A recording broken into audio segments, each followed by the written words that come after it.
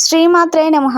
Hi friends, మా video మీకు నచ్చినట్లయితే షేర్ చేయండి, లైక్ చేయండి, కామెంట్లో ఓం నమ శివాయ అని కామెంట్ చేయండి.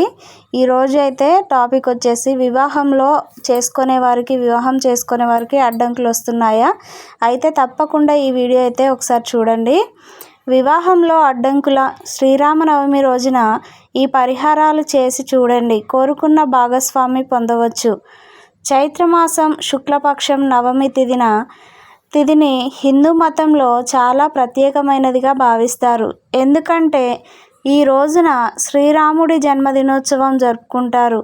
అంతేకాదు ఈ రోజున సీతారాముల కళ్యాణం అంగరంగ వైభవంగా జరుగుతాయి.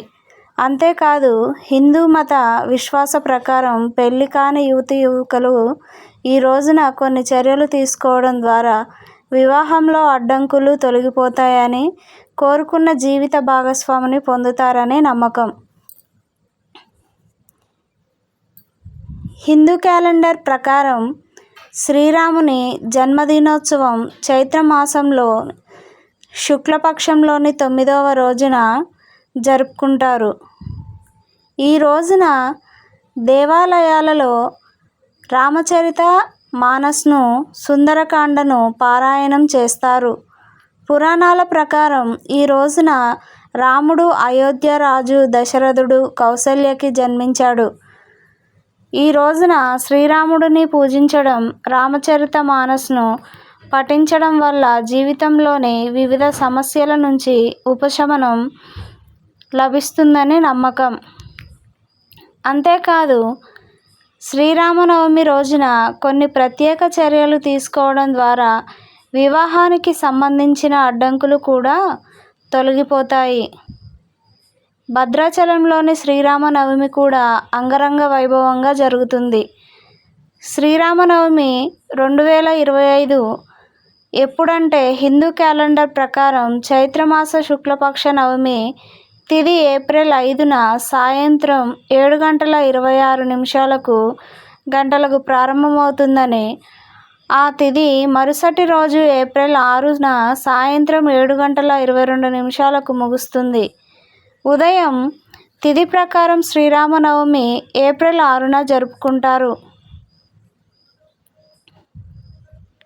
శ్రీరామనవమి 2025 శుభముహూర్తం హిందూ పంచాంగం ప్రకారం శ్రీరామనవమి రోజున పూజకు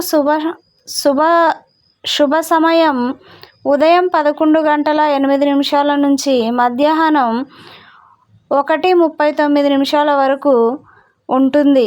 ఈ రోజున భక్తులకు రామయ్య పూజ కోసం మొత్తం 2 గంటలు 31 నిమిషాల సమయం లభిస్తుంది.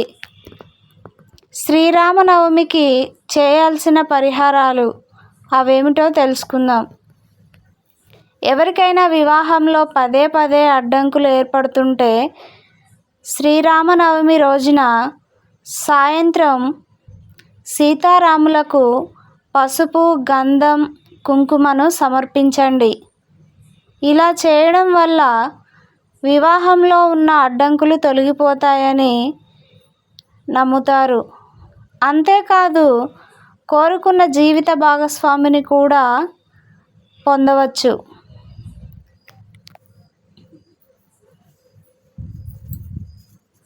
అలాగే ఇంట్లో ఆనందం, శ్రేయస్సు, సంపద కోసం రామనవమి రోజున రామ దర్బార్ను పూజించి ఇంటి ప్రధాన ద్వారం వద్ద 11 దీపాలను వెలిగించండి. వ్యాధుల నుంచి బయటపడటానికి రామనవమి రోజున హనుమంతుడిని పూజించండి. ఆ తర్వాత హనుమాన్ చాలీసా పఠించండి. ఇలా చేయడం వల్ల దీర్ఘకాలిక తీవ్రమైన వ్యాధుల నుంచి ఉపశమనం లభిస్తుందని నమ్మకం.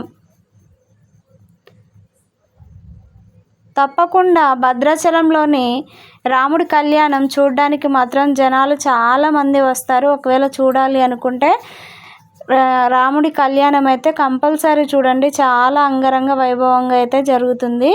అలాగే సంతానం కోసం ఎదురు చూసే దంపతులు శ్రీరామనవమి రోజున ఎరుపు రంగు వస్త్రాన్ని తీసుకోండి. దానిలో కొబ్బరికాయను చుట్టి సీతాదేవి పాదాలకు సమర్పించండి. ఆ తర్వాత ఓం నమః శివాయ మంత్రాన్ని 108 సార్లు జపించండి. ఇలా చేయడం ద్వారా దంపతులకు త్వరలో పిల్లలు పుట్టే అవకాశం ఉంటుందని నమ్ముతారు. ఓం నమః శివాయ.